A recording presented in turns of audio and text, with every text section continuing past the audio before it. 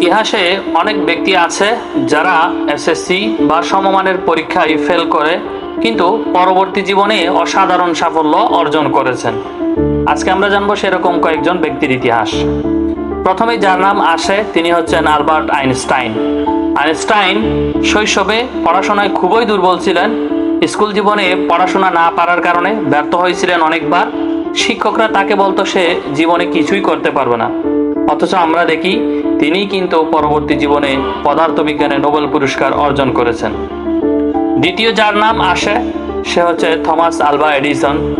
বৈদ্যুতিক বাতি আবিষ্কারের জন্য যিনি বিখ্যাত।